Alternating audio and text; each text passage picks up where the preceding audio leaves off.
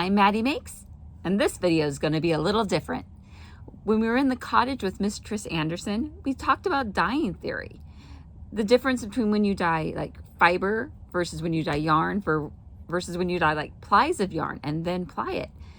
This is a little bit of raw footage, but really interesting dyeing technique and dyeing theory.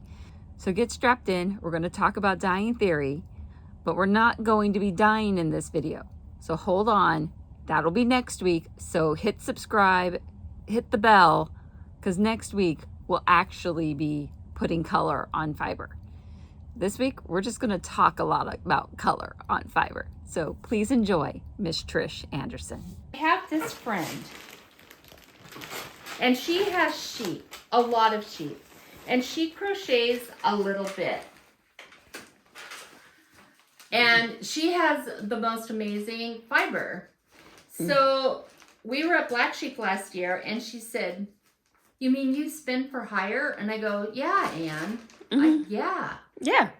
And she said, "So if I paid you, you'd spin for me?" And I'm like, "I'll spin for you. I don't know that you need to pay me." And she said, so she had my husband a year ago pick up fleece, and Gail and I took it to Rogers Mill in Lebanon. And we went to tea. They have a really good tea shop in Lebanon, and a nice knitting shop too. It was really good. So I got the fiber back from the mill, and I'm 33 pounds. So I'm helping Anne try to decide what to do with all this 33 pounds of fiber. Yeah. But I'll cart it in the roving. I mean, sit and spin. I can spin a pound a day. So 30 plus days of spinning? Yeah, that's a month. That's a month. That's doable. Right. So, but I think she shouldn't pay me, number one, because I would like her to sell her fiber because it's so amazing. And she every time yeah. Every time so I'm going to tell you what I did. So this is an example of one of the 4 bags of the natural color that she sent up. And that has brown undertones. That is really pretty. So, and so I love to over dye colored fiber. I mean, we've done it with Jan's brown, but it doesn't take up. This is not just enough. It just gives you an undertone. Yeah. So I during a Monday, people wanted to play, and so these are 2 colors of similar colors, but we put a more intense color on this than this, and so. So I would like her to be able to sell roving. And so I'm doing samples for people, because I know it's really hard when you see hand-dyed roving. What is it going to look like? So I've done yarn, and I've done, this is actually Tunisian crocheting, for a sample for you to see. And then this one, I showed, I don't have the sample in here, I guess. Oh no, I do. So this one, I'm all about color, and this one was kind of boring, and the knitting group said, Trish, yawn. But when I Tunisian crocheted it, it pulls out the colors. It kind of was magic, and it surprised me because I arrogantly thought that I had a handle on things, but I absolutely loved it. And so when you see roving that you're like, ooh, who'd spin that? You might be surprised. You might, okay, so that's the brownish one. And then there's more on the floor. Yeah, because there's 33 pounds in the shed. So these are 2 of the natural ones that I haven't. This one It really wouldn't take a lot of color because it's already pretty saturated. No, you can glaze it, and that's probably about it. Yeah, but this one probably will be really good, and so I have it all documented, and so that I still have to do dye some of that. So I'm trying to come up with colorways that I think that would work for her to sell, and I'm hoping she has. Ooh. So that is really fun, and these colors look completely different on a white base. Like this is chartreuse, and a lot of people are just like, "Oh wow, that's really psychedelic," but on a gray base, it gives it a depth and a dimension. And so here's the gray. That was your original. Yeah, that's what it looked like. And so I made this little knitted bag for a sample. And then I Tunisian crocheted this little bag as a sample. Oh, that's cute. Then I've got the one that I crocheted for this one in the house. I just finished it the other day, so I haven't integrated. And so Anne is going to be at Black Sheep, and she's retiring, so hopefully we can get her on the way to marketing her wool. So, and then Gail has the most amazing Angora fiber, and she has a lot of it, but she can't really do shows anymore because we've aged out. Okay, aged in. We're good. Tag team. Right, aged in. So we're also doing this. We have done this quite a bit for Gail, and we're going to continue doing that, and hopefully be very organized about doing sales because Gail has a lot of amazing fiber, and I'd like everybody to have some because she got rid of the rabbits. You get to share the floof. To have some too. Share the floof. 90 pounds of Angora fiber alone. Yeah, just the Angora fiber probably. Just the Angora Just fiber. the bunny floof. But and then I also have a variety of blends and yarn too. Yeah, I had Mills make yarn for me. So we're dyeing a bunch of that as well. So that we've been pretty consistent. And then what so I do, more samples. Yeah, I do dyeing. If anybody wants, again, Mondays, whatever anybody wants to do. So Gail and I are very similar, and we have this great idea, and we go all in, and then it's 5, 6, 7 days of slogging through our idea, and then we're like, maybe this wasn't the best idea to begin with. That was a lot. I'm not sure that I'm up for that anymore. And this was, we were going to make these, we both play Stardew Valley computer game. And Gail is amazing. She found patterns, spring, summer, fall, and winter patterns of socks that you could make. This is 4 seasons in the game. Yeah. Okay. And so, you build your own farm game. Yeah. And so. Not sponsored. Yeah, no. And so she bought the pattern, and we saw that one sock had 12 different colors on it. And there were bleed overs. I mean, so like summer had maybe one color of one. And so now we're trying to dye to the colors of what it says on the pattern. And so each sock. If you want to make all 4 socks, the yarn pack is over $200. And I said, no. Me and Trish can do that. Yeah. No problem. Trish is a dyer. Well, so we started. So we took and so we started trying to duplicate the colors, and what do you think for this particular yellow, and what do you think for this particular light yellow? And then we realized we had so many little samples that then we had to start writing them down because So and like I can be organized, but keeping organized. So this has been sort of a challenge. So when people come over and they go, well, what color is sky blue? I can say, oh, this color. But this is on white. It'll look different on gray. But it'll deepen it. Yeah. Yeah, it deepens the tone. And so then so we had all these samples, this whole bag of samples. Oh. And then we turned the page over, which again is a little bit of an ADD challenge for people, is like seeing all the instructions. Yeah. There was another 24 colors for each of the seasons. So that's where we decided then it was a fun idea, but maybe we'll just stick to.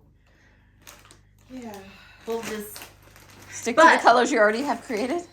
Well, and so then I decided, oh, you know what? People ask me all the time, Trish, what color is this gonna make? And I'm like, oh my gosh. You know, just use it. Maybe you won't like it, maybe you will. That's what overdying's for. What? Right. And so, or blending, or, you know, get out of your color rut. So now when people come over and go, what does that look like in the yarn? So now I have the samples and I'm like, here. And so playing with the samples to see what combinations you want, even though when it mixes in the dye pot, well, I don't use a pot, but in the dye container, and when you're dyeing the fiber, then you can kind of like go from there, actually seeing. So now I have another goal, is to do all the dye that I have in the dye closet and have a sample of it spun, which we're about halfway there.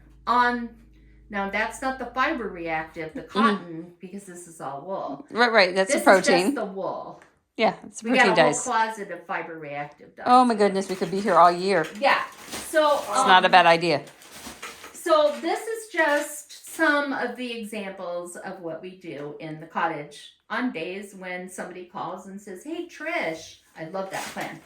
So what are you doing today? Yeah, Trish? what are you doing? I don't know. What do you want me to do today?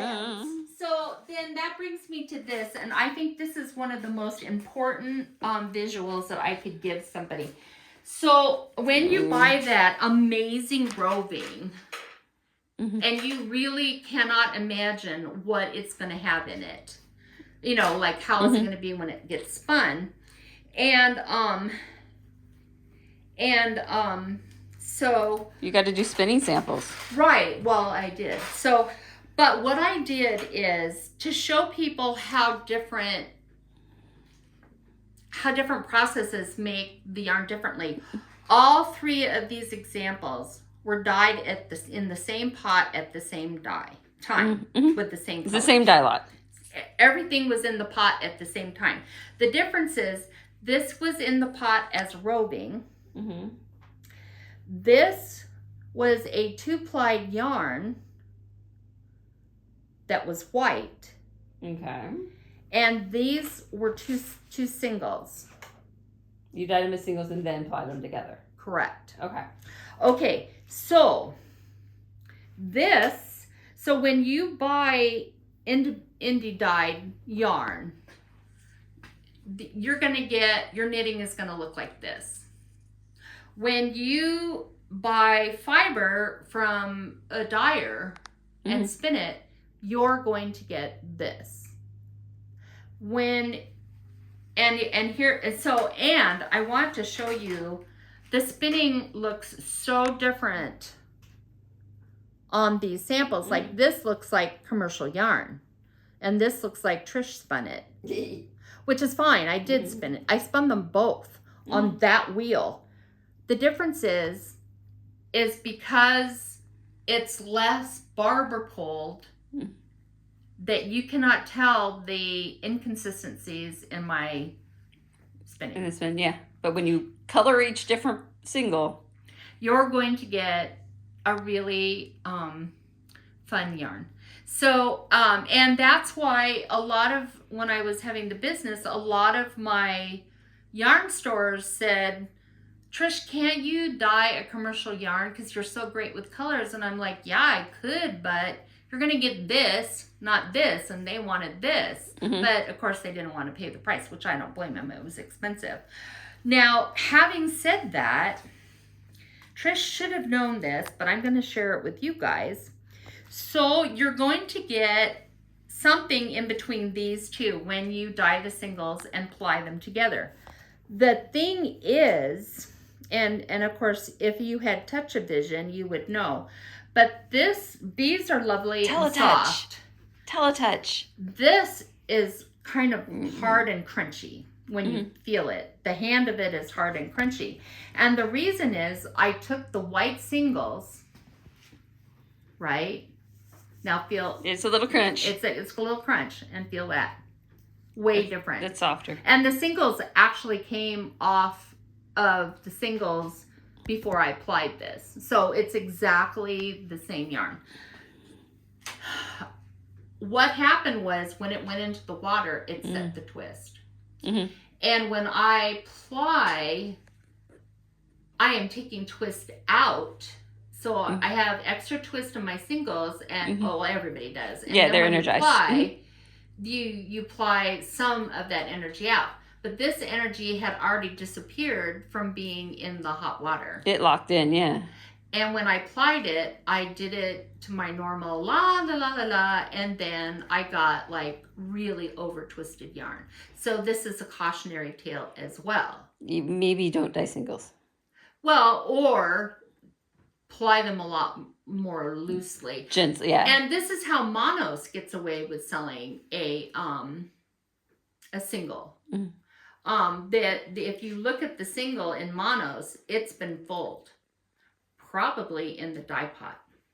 Okay, so if you want to do a singles yarn, dye it afterwards. It makes it more stable. Yeah, and I would put extra twist on the single.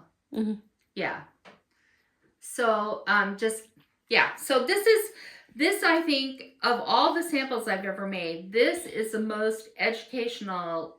And it, like I said, this was a I should have known moment for me. And you'd think after all these years, but there's a million different ways to do things with yarn and fiber. Every day is a surprise day. So let's take you into the dye studio. Yeah, here we go. Ooh, there's more floofs on the table. Yeah. There's. Let me turn on the lights.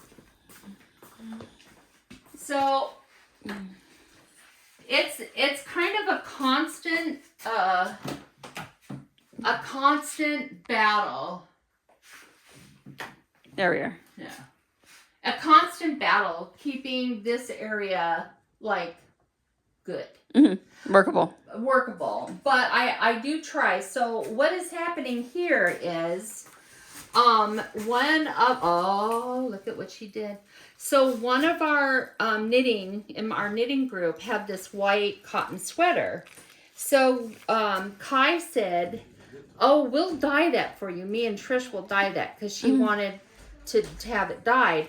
But I'm like, well, Kai, did Lisa want it like solid? Or Kai goes, well, I kind of thought we'd do it, kind of random. And I'm like, I don't know. That's not Lisa. I don't know how Lisa will like that because she's pretty controlled. And having this artsy-fartsy sweater when you have these cables, how is that going to work? Now, this and this is the same color, but this has been over 3 weeks, and what happens is when you've soaked it in soda ash and it dries, that it gets the white powder. Okay. But when we rinse it off clean, it'll get brighter. Oh yeah, it'll be all the same color. So she came over. So she has used fiber reactive dye out of very fine squirt bottles, and she is dyeing. This is wasabi.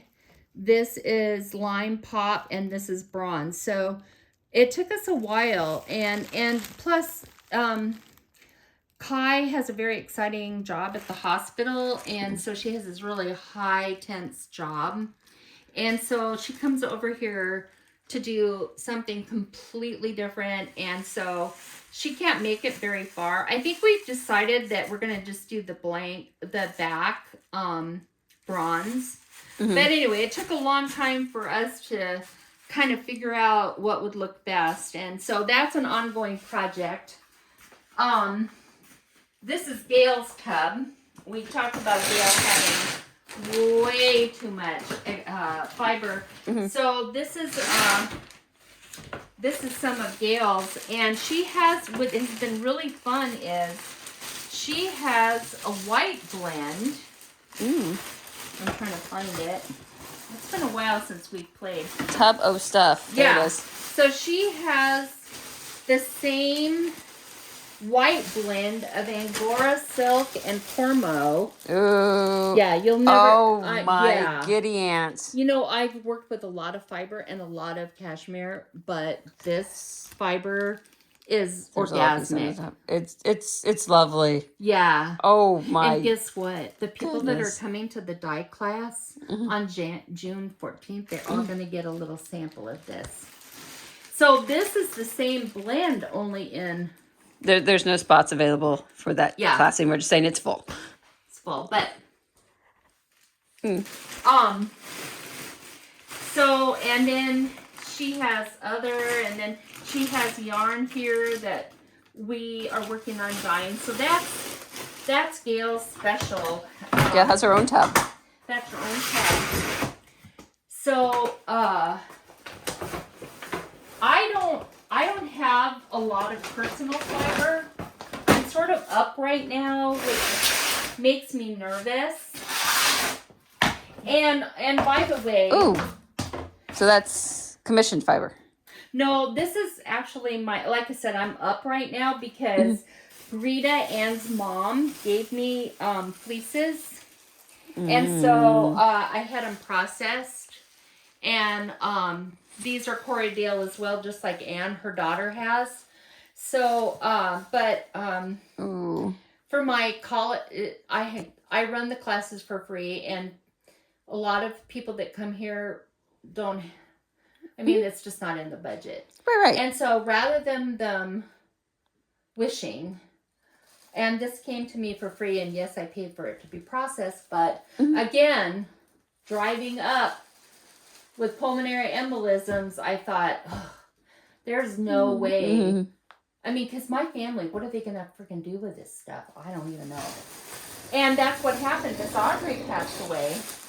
So then I was in Joseph a few weeks ago, and I was sitting with this gal, and ooh, yeah, I was sitting with this gal in her yarn shop in Joseph, which if anybody gets to Joseph, heavy. she is.